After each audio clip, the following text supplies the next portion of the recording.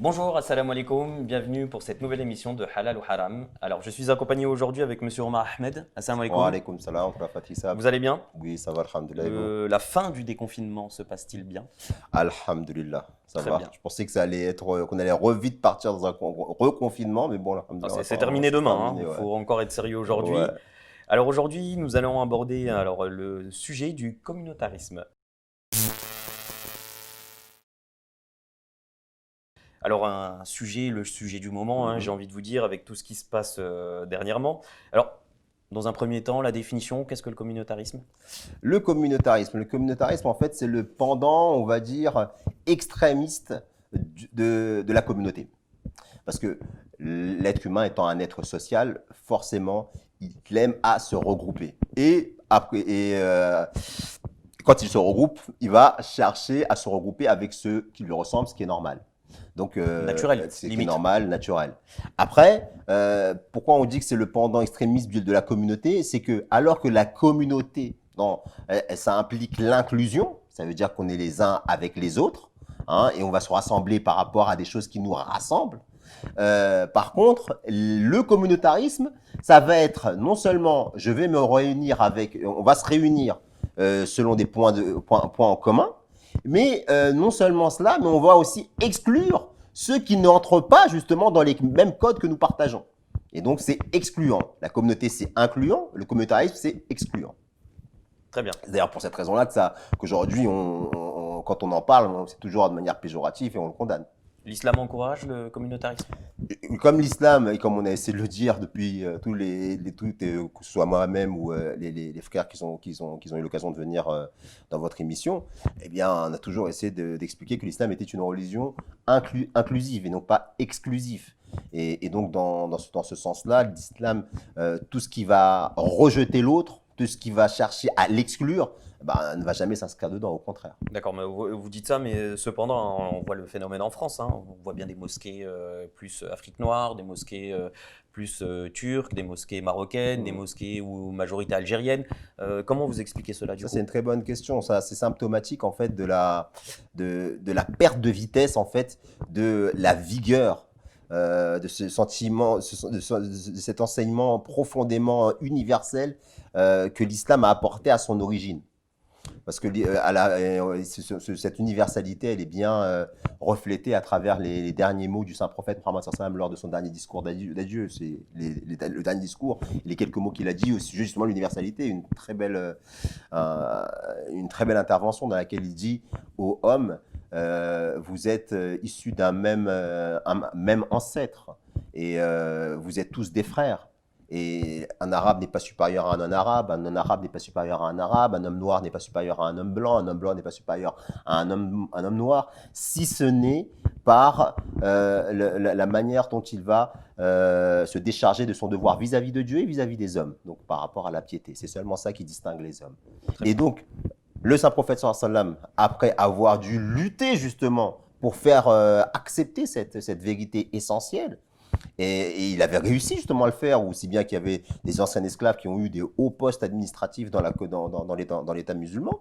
Eh bien, comme on s'est éloigné justement dans le temps justement de ce message, en même temps on s'est éloigné de l'esprit de la lettre de l'islam, si bien que cette force universelle, elle n'a pas résisté à cet élan naturel qu'ont les hommes à vouloir se réunir ensemble, mais sur des critères autres que religieux. Et donc, c'est pas condamnable quand, par exemple, un Turc vient en France, il va forcément aller vers la communauté turque, ne serait-ce que par rapport à des questions de langage. Un Pakistanais pareil, un Comorien pareil, un Chinois, un Tunisien, un Maghrébin, un Algérien, un Marocain pareil. Ils vont se réunir en communauté de culture, de langue, ce qui est logique. Mais là où on aurait dû s'attendre au fait que, comme ils sont tous musulmans et qu'ils ne fassent plus pas des mosquées au nom de leur langue, au nom de leur culture, au nom de leur nation, mais au nom de la religion, eh bien, ça ne s'est pas fait. Et pourquoi ça ne s'est pas fait? Pourquoi ça ne peut pas se faire? C'est parce que le ciment qui liait toutes ces cultures, toutes ces communautés, toutes ces races différentes, eh bien, n'existe plus. Et ce liant, ce ciment, c'était quoi? C'était le saint prophète Mohammed et le Khilafa Rashidin, le califat bien guidé qui l'a immédiatement succédé. Mais depuis que ce califat a été enlevé de la Ummah, depuis que les musulmans n'ont pas été capables de préserver cette Oumma, eh ben, des rois les ont succédés. Des rois qui, dès le départ, n'ont pas cessé de se faire la guerre les uns contre les autres jusqu'au point où on est arrivé à un stade où la communauté musulmane n'a plus été unie autour d'un seul imam depuis la mort de Hazrat Othman. Au-delà de ça, hein, alors, là, on a bien compris qu'il y avait un communautarisme entre les communautés musulmanes, mais au-delà de ça, on voit au jour d'aujourd'hui hein, que même pour deux personnes qui sont musulmanes, mais qui sont de couleurs différentes, d'ethnies différentes, il est difficile pour eux de se marier. Comment vous pouvez expliquer cela? Est-ce qu'on peut parler de racisme? Bien, on est dans la même problématique en fait. C'est-à-dire que lorsque le... Oui, mais là, on est quand même à un niveau qui est un peu plus... En fait, regardez, à l'époque du Saint-Prophète Mohammed, je ne vais pas faire de l'angélisme, hein, ça existait encore. Hein. Le Saint-Prophète est venu, il a réformé des hommes, mais ça ne s'est pas fait du jour au lendemain. Même de son vivant, il y avait encore des cas justement d'incompréhension mutuelle, où la question du racisme était encore fraîche dans les esprits. Et il était difficile même pour des gens éduqués de donner, par exemple, leur fille à un homme noir. Hazrat Bilal, radiallahu ta'ala anhu, lorsque le Saint-Prophète sallam était vivant, il y a des gens qui sont venus voir le Saint-Prophète sallam et ils lui ont demandé au Saint-Prophète sallam de leur proposer un homme à marier à leur fille. Et ils sont venus voir le Saint-Prophète sallam et le Saint-Prophète leur a dit « Bilal ».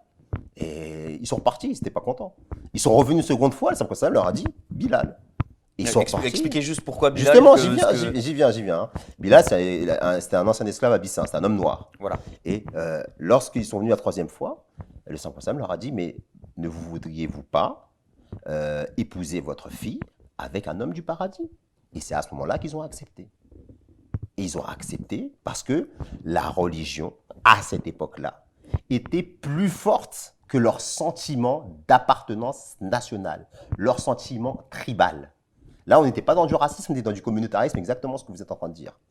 Mais aujourd'hui, vu que cette spiritualité, vu que cet exemple vivant, justement, d'universalité n'est plus là, eh bien, les gens n'ont plus cette force spirituelle pour dépasser, justement, ces simples différences raciales. Et on retombe dans les travers. Et on retombe dans les travers de la jahiliya, de la période anté-islamique. Alors, oui. On a souvent dans d'autres émissions où je vous ai reçu, je sais que vous nous disiez que l'islam promeut le dialogue interreligieux. Hein. On est bien d'accord sur ça?